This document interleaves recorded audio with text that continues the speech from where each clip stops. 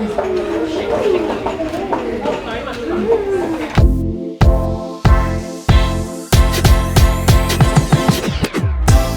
tonight for MECCA is about learning calligraphy, it's also a great opportunity for you to take some time out to rest.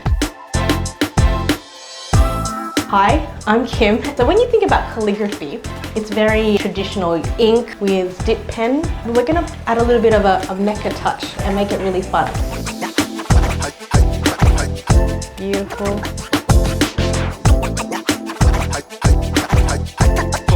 It's like I've got ink on my face. I had ink all down my lip last time.